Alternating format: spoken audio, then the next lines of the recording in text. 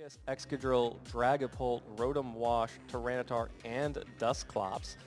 So a very interesting team coming out here from Shohei. Does have the Dusclops on there despite not looking, at first glance like a sort of heavy Trick Room team. May just be a Trick Room option or how Shohei prefers to counter opponent Trick Rooms. Sort of similar to the Gourgeist over on Kimo's side. Right. It's very similar in terms of the fact that there is a sand option for both of these teams, but you're right that they would rather be kind of in a speedier environment, maybe utilizing the Togekiss, potentially maxing that in order to get the max airstreams, or just to be able to dish out some damage if your Excadrill has something like Sand Rush on it. Yeah, and interesting that both of these teams rather have the Tyranitar and Excadrill combination. We have seen Excadrill alone on a pretty regular basis to make use of the Mold Breaker ability alongside Tailwind support. But it looks like both of these players are opting for, just on Team Preview, by having the Tyranitar, having the Sand Rush ability for both those Excadrills, make use of Tyranitar's Sandstream. Yeah. We saw how Tyranitar can really play within the sand as well once it gets it set up, whether it's actually going to be setting it itself with using like a max rockfall or something like that. So that's going to be very interesting here, but let's take a look at these leads now coming out for this game. Well, very interesting indeed. Shohei just leading the Togekiss and the Excadrill, while Kimo is going to go ahead and show Togekiss and Gourgeist. Both of these players leading with their Togekiss. Again, Togekiss may be one of the most dangerous Pokemon in the format, definitely one of the most common Pokemon in the format because of its ability to be a huge supporter with things like Helping Hand and Follow Me and damage with Super Luck. Well, the biggest part of this very first turn 0 that we're seeing is also the fact that Gourgeist has the ability Frisk. So it's giving a lot of information to Kimo in terms of the items that are on both of Shohei's Pokemon.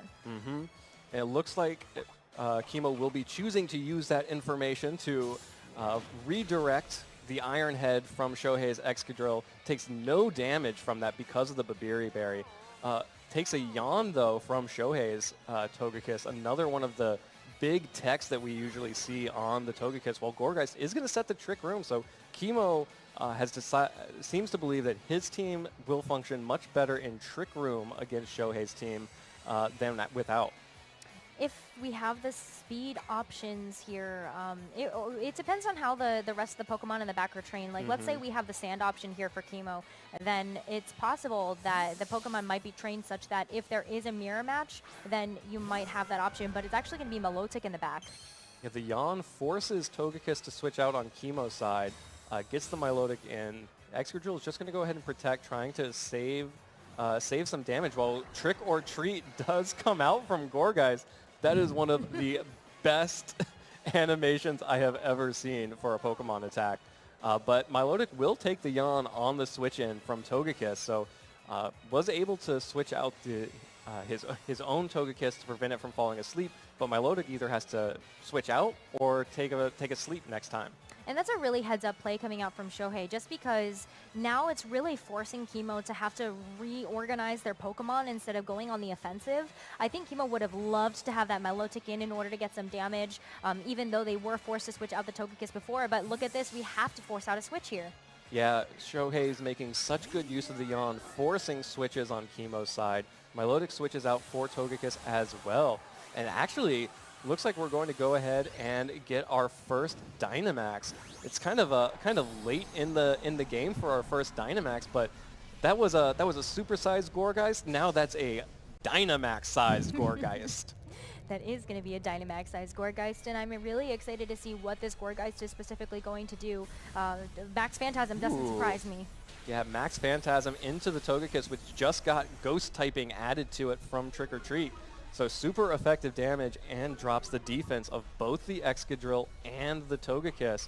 We'll go ahead and eat the Citrus Berry, though, that we saw from Frisk. So able to heal up a little bit, but big damage that came out. That's huge, though. Gets the Yawn onto the Dynamaxed Gourgeist. Ooh, and it actually ended up, the Togekiss ended up eating that Earthquake there as well. which is great. But yeah, I think the yawn is going to be the most important part of what happened on that last turn, because this is just kind of classic of what Shohei has been trying to do, which is attempting to put Kimo on the back foot with those yawns. Now that Gourgeist is Dynamaxed, it has to make a decision. Does it want to take the sleep, or does it want to waste those Dynamax turns? Yeah, and Shohei showing Protect on Togekiss as well. Has Protect on both Togekiss and on the Excadrill. The Protect will protect Togekiss from some of the damage, but not all. Still able to survive thanks to Citrus and the Protect cutting down the damage of that Max Phantasm, while the Excadrill takes another defense drop. It looks like Kimo also showing his own yawn against the Excadrill, but that big Gourgeist is now going to have to go to sleep after Togekiss takes an Iron Head and actually gets the knockout, because there's no more Babiri Berry. Yeah, the Berry Berry is so important for making sure that Togekiss has that sustainability in order to maintain its presence on the field and get off a bunch of helpful moves. Now that the Berry Berry is gone, it's not going to be able to take any sort of super effective steel-type attack, which is what Shohei was definitely looking for. But it's going to be time for Tyranitar to hit the field, and Tyranitar is going to go ahead and change the weather there with that Sandstream, and it's going to boost its defenses that way. Yeah, so this seems risky, though. Shohei has done an incredible job of stalling out this Trick Room. You can see one more turn of Trick Room left. Tyranitar, though, did just set the sand for Shohei's Excadrill. And also Gourgeist, the Dynamax Pokemon, is asleep. Tyranitar needs to do something big this turn. Tyranitar is going to have to do something. Gourgeist is still going to be fast asleep, so you're not going to be able to do too much with at least the Gourgeist. And Tyranitar, though, actually going to show that it's a bit faster here with the Rock Slide. Yeah, it gets the Rock Slide off onto the Togekiss and the Excadrill. Of course, Excadrill going to be able to fire back. Oh, never mind. Where there's a Rock Slide, there's a way. You get the flinch, and then the yawn comes through onto Shohei's Excadrill, putting that Pokemon to sleep as Trick Room expires.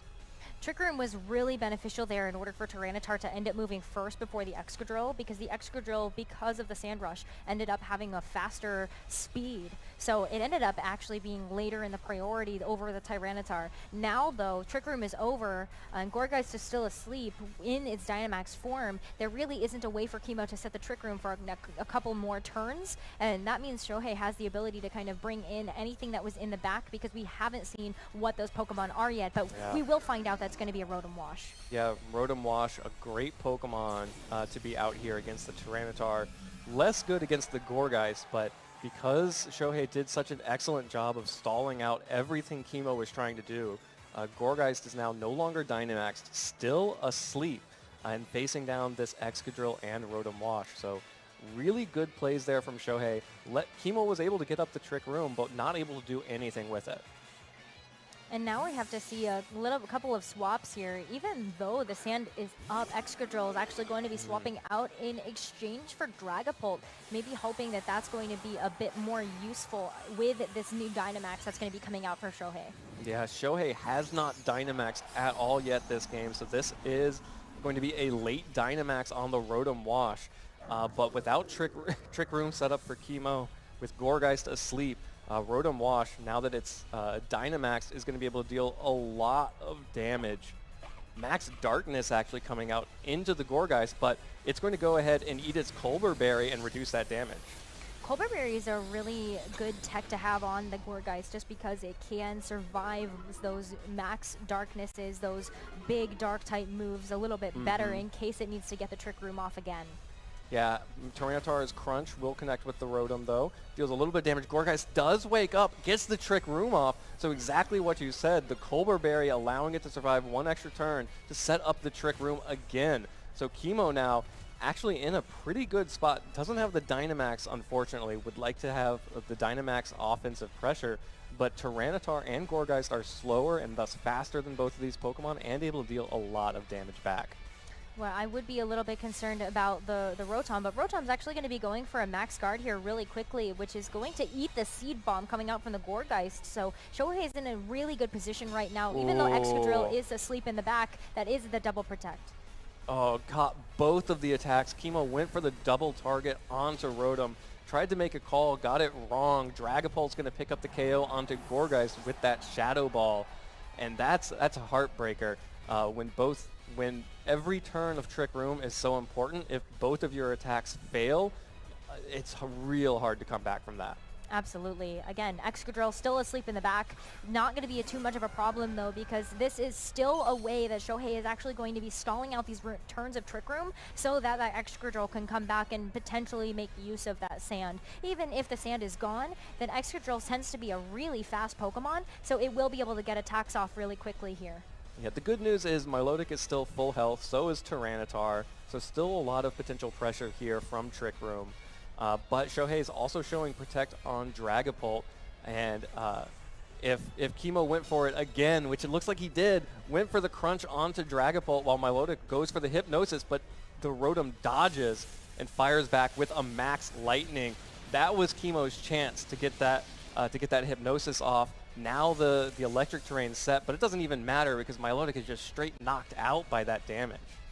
That was some huge amounts of damage there coming out from the Rotom Wash on Shohei's side, and that really means that this game is just about wrapped up here. Tyranitar is not going to be able to do too much more because it continues to miss these attacks, and Rotom Wash is still pressuring so much damage even though it's outside of its Dynamax form. Yeah, even still, Rotom has the typing advantage. Tyranitar can get some flinches with Rock Slide, but not enough time. Only 2 more turns of Trick Room. Would need way more than that to pull off even a miraculous Rock Slide victory here. So it looks like Shohei is going to be able to take this game 1. But we'll be switching back into the Excadrill to protect Dragapult a little bit. There are still turns of Trick Room, so Tyranitar is still dangerous. Crunch fires off into the Excadrill on the switch and gets the defense drop and some good damage. I really like that switch coming out from Shohei just because it does preserve the Dragapult, and it was absolutely reading the fact that Tyranitar wanted to go for the crunch, but that Hydro Pump there from the Rotom going to connect, and it's also going to proc the weakness policy that Tyranitar is carrying. Yeah, so Kimo is forced to show weakness policy here. Sandstorm subsiding as well, but regardless, once Trick Room expires, that Excadrill will still be fast enough to knock out that Tyranitar. Tyranitar will be able to go for the Rock Slide, but misses the Rotom here, even with the weakness policy. Able to pick up the KO onto Excadrill, but misses on the Rotom.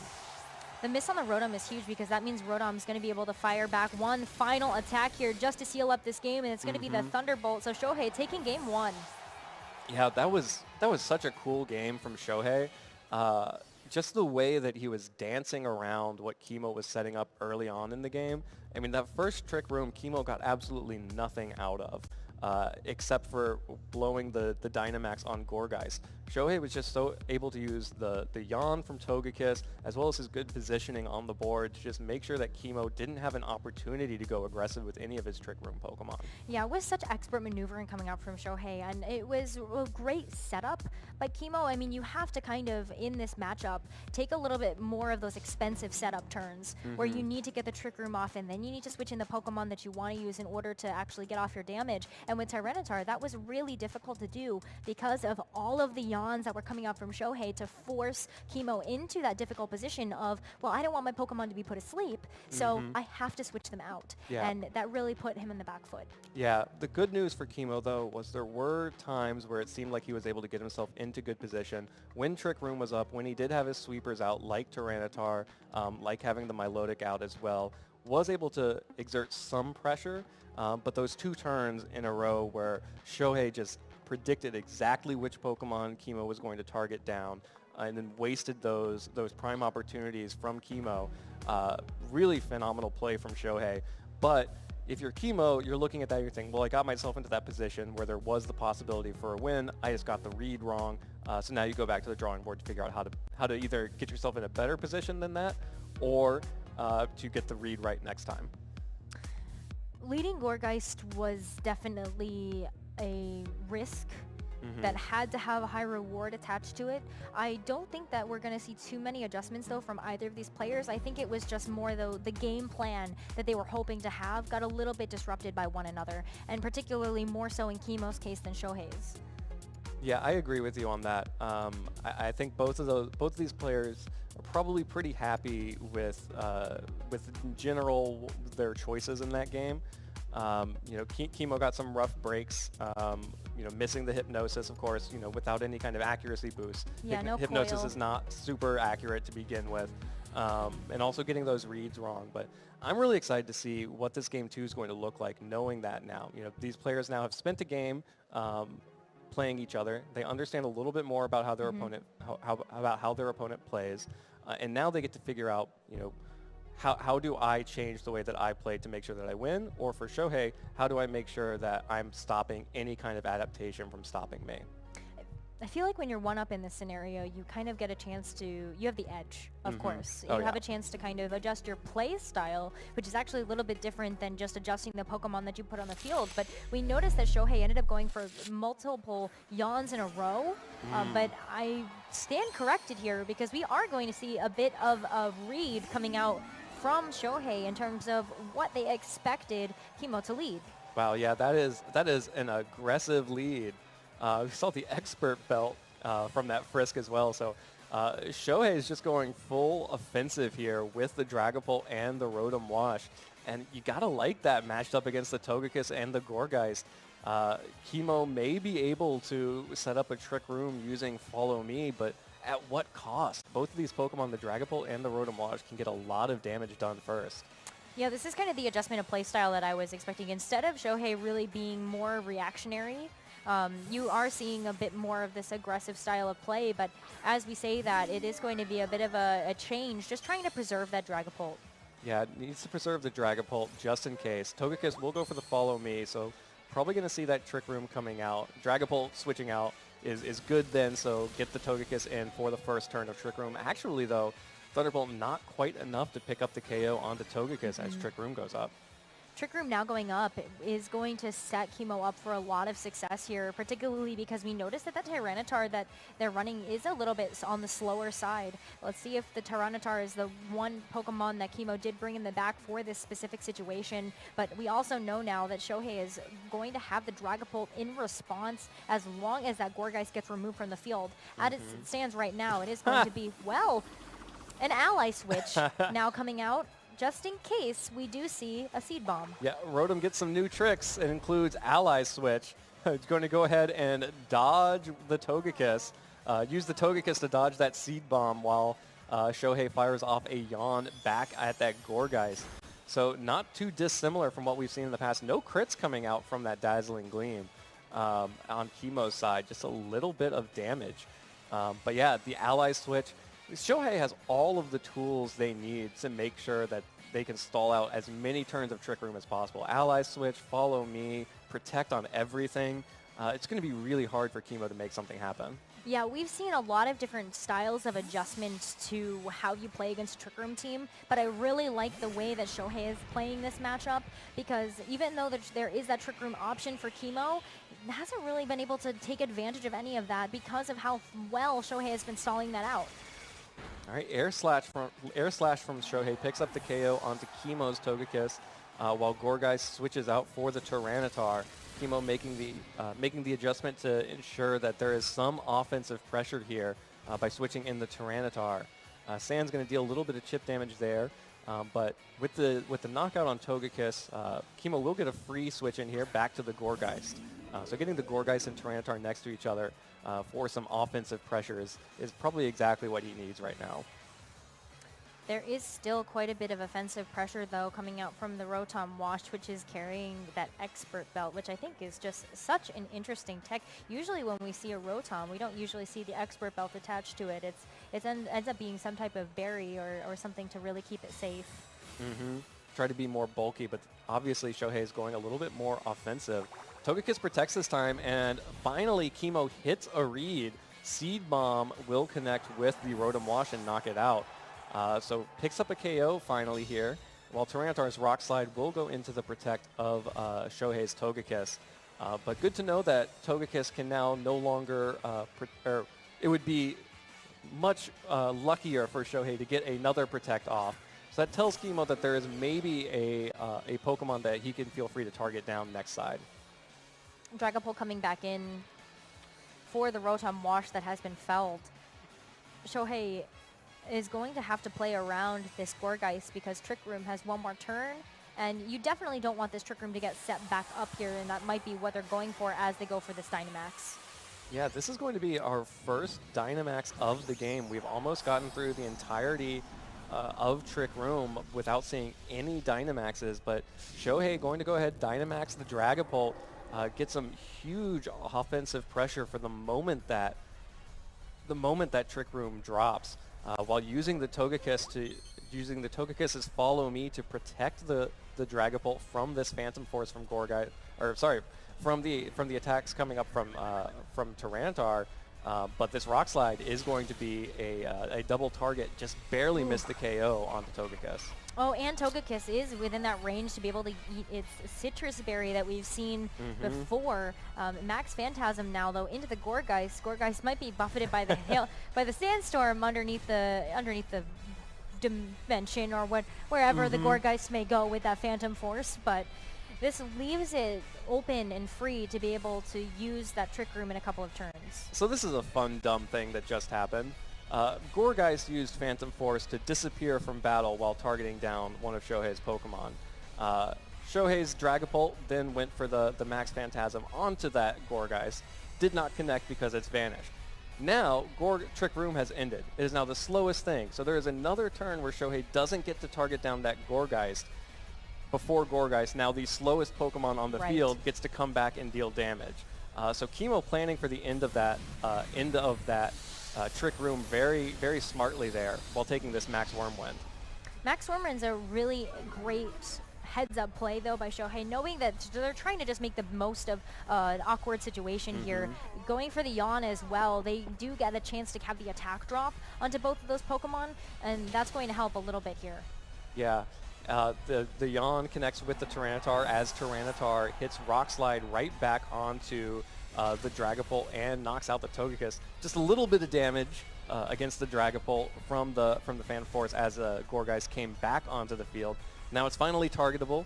Shohei can now target down the Gourgeist, but really strong plays there. Also, we talked about Shohei stalling out time from Kimo, using that Phantom Force on Gourgeist, able to stall out some of those turns of Dynamax from Shohei.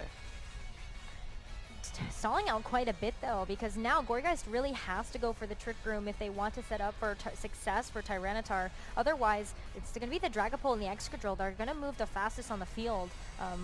I'm going to assume that Excadrill for Shohei is running that Sand Rush ability, and while the Sand is set for one more turn, it is going to mean that Shohei can push out a lot of damage in this next turn, and Kimo's going to have to be kind of recognize that. Potentially Tyranitar maybe going for a Protect here just to be able to get this Trick Room off and also stave off some of that damage. Yeah, just trying to avoid this big damage that would have come out from Iron Head on that Excadrill. Successfully avoids it with the Protect. Max Phantasm from the Dragapult picks up the KO onto Gourgeist. Knows that is the best way to get the knockout onto Gourgeist, since Kimo showed the Colbur Berry in the first game. Sand has subsided now, but Kimo's going to need a lot from the last Pokemon because Tyranitar has now fallen asleep thanks to the Yawn.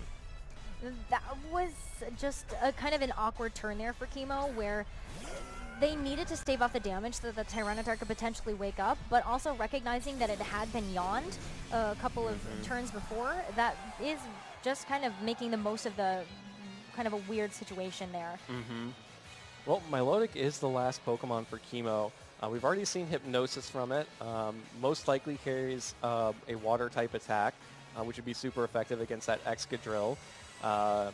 Maybe has an Ice-type attack for the Dragapult, but not usually considered one of the biggest offensive threats. Although it looks like we're going to see Dynamax coming out. A Dynamax is very good here because regardless of the Pokemon that ends up getting the Dynamax energy, it is going to mean a huge health pool no matter what, but it is going to be the Milotic receiving that energy, and that's going to be a double up to almost 400 HP. Yeah, Milotic is bulky, and it gets a lot of hit points. And Dragapult's actually just going to go ahead and protect in the face of this while the Excadrill fires off Earthquake, which will connect with both Tyranitar and Milotic. Picks up the KO on Tyranitar, actually, and deals just a little bit to the Milotic. Melodic's going to take that one on the chin, particularly because it does have the increased health points here. But oh my goodness, that is not going to be something that this Excadrill can hang on to. But because of the Focus Sash, it will be brought down to that. That's something that we saw from the Gourgeist earlier from Frisk. Yeah, the Focus Sash means that Excadrill is going to get another turn to attack here. Milotic showing leftovers, so indicating that it is generally a bulkier version of the Pokemon. It has 2 unchallenged Dynamax turns. Dragapult's pretty low. Excadrill's at 1 hit point. Milotic may be able to take this one home. Milotic might be able to do that, absolutely. This is just so much health, and really between the two that are just so low at the moment, between the Excadrill and the Dragapult. I mean, look at that. Thunderbolt just feels like a little bit of a... but it gets the paralysis. Yeah, the paralysis is going to be a big deal, especially with Rock Slide coming out from Excadrill as well. Thank you, Dynamax, for preventing any kind of flinches. The Max Geyser does pick up the KO onto Dragapult, though. So Excadrill at 1 hit point against this big ol' Milotic needs that paralysis to have a hope here, because it looks like Kimo might have been able to bring this one back. Shohei set themselves up for as much success as possible. It was really, really lucky to get the paralysis there. Earthquake going to try to do whatever it can. It's just going to be a little bit, but it does get the paralysis. That paralysis is rough. One more Max Geyser, all that Kimo needed to knock out that Excadrill. The paralysis preventing Milotic from moving, losing the hit points from the Dynamax. Shohei played to their win condition, played to their outs, got the paralysis, got the damage that they needed to make sure that they could pick up the KO with this last Earthquake. Yeah, that is going to be enough. Getting the final knockout here. Shohei taking this series with a 1 hit point Excadrill. What a play.